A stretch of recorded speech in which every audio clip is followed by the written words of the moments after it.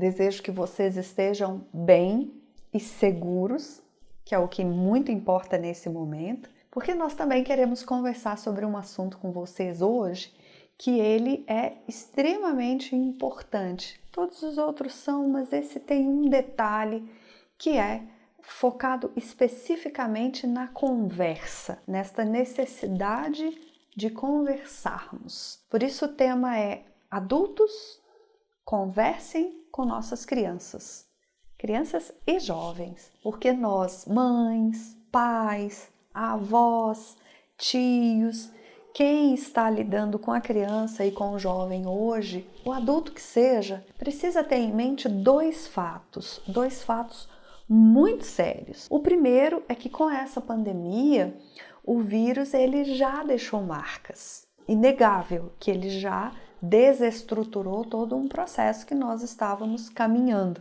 Não era lá dos melhores, mas nós tínhamos aquela sensação de que estava tudo sob controle. E o outro fato, a outra constatação é que ele não vai embora da noite para o dia.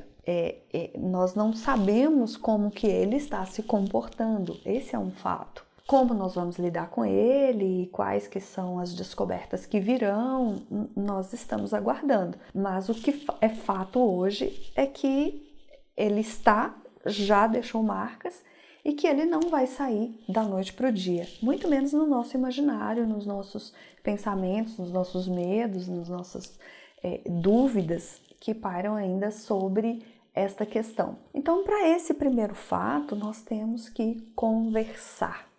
Porque a palavra, ela tem poder, ela é muito forte, isso é muito real. Então, quando nós falamos isolamento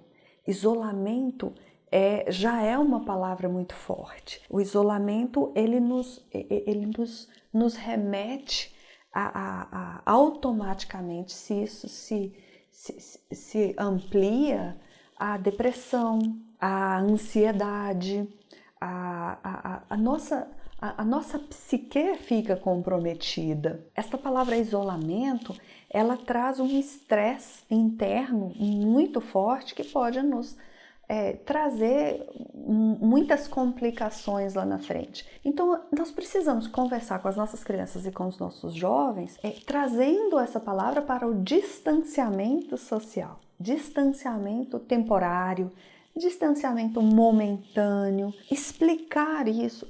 Por mais que pareça corriqueiro, não é tão importante, porque a palavra é muito importante. Então, nós precisamos falar com as nossas crianças que esse é um distanciamento temporário, principalmente com os nossos jovens, porque o isolamento já é característico dele, ele quer se isolar. Então, se a gente ficar repetindo isolamento,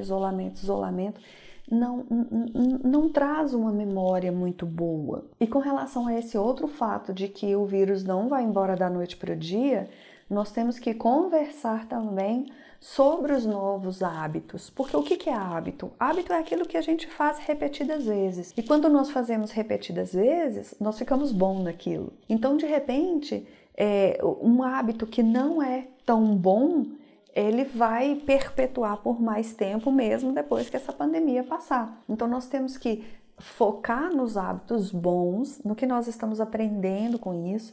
E para as crianças, então, essa questão da higienização, essa questão do olhar com mais cautela, do como andar na rua, do como o contato com o outro. Nós, adultos, o tempo inteiro levamos a mão na boca o tempo inteiro. Imagina a criança, ela está com sono, ela mexe no olho. O jovem também fica dentro do quarto e quase nunca toma sol. Então, são pequenos hábitos que vão fazer diferença no enfrentamento desse vírus que está no ar. Portanto, esses dois fatos, eles precisam gerar algumas atitudes nossas.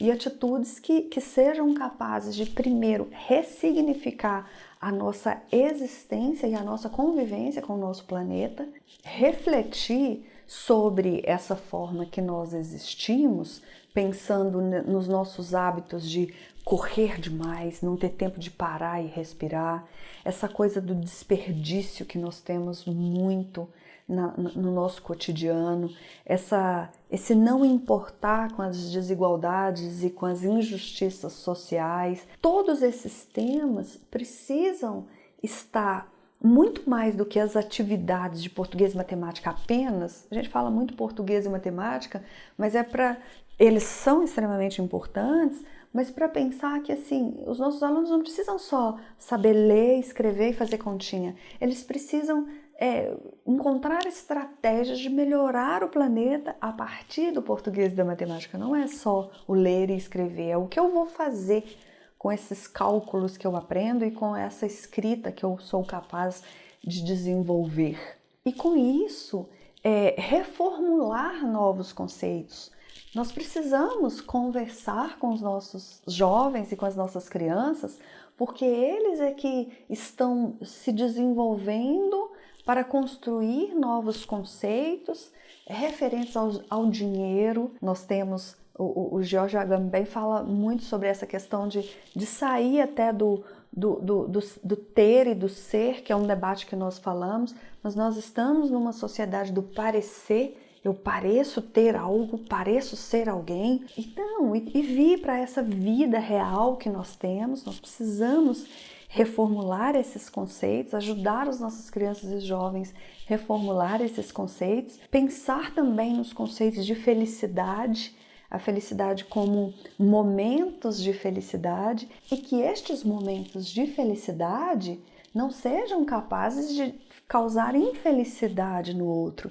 Daí a gente também vai pensar nos conceitos da diferença de competitividade para cooperação. Então nós precisamos reformular esses conceitos. E quem vai nos ajudar são essas crianças e esses jovens. E compreender que respostas a traumas e a momentos iguais a esses que nós estamos vivendo são diferentes. Alguns sofrerão sim mais do que os outros e por isso nós temos que ter mais paciência, mais empatia. Outros não, outros vão ajudar a reconstruir, estes que são mais capazes de resiliência, que sente, tem empatia, mas que ao mesmo tempo está tentando achar formas de contribuir para essa reconstrução. E outros vão sentir e não vão conseguir demonstrar. E se a gente não reparar e não perguntar, lá na frente nós vamos ter problemas. Então, essa necessidade de conversar com as nossas crianças e com os nossos jovens, diante desta nossa fragilidade gerada por essa imprevisibilidade do futuro, que nós não estamos acostumados, nós estamos acostumados a prever tudo que vai acontecer, mesmo que não aconteça, mas nós estamos sempre com uma agendinha na mão. Nós não temos que pensar tanto em nós temos que pensar no que estas crianças e no que estes jovens estão sentindo, porque nós falamos muito que os jovens são o futuro. O futuro é o que o jovem sente hoje, é o que a criança sente hoje. Por isso nós precisamos conversar com as nossas crianças, conversar com os nossos jovens, escutar, aquela escuta, não só de ouvir, escutar as nossas crianças e os nossos jovens e tentar contribuir para que eles passem por esse período com menos estresse possível. Isso vai ser uma grande chave para nós sairmos disso tudo lá na frente. Conte sempre conosco que nós estamos sempre debatendo sobre esses temas. Pode pesquisar aí no canal que tem vários vídeos falando algumas estratégias para passar por esse período. Um forte abraço a todos. Conversem.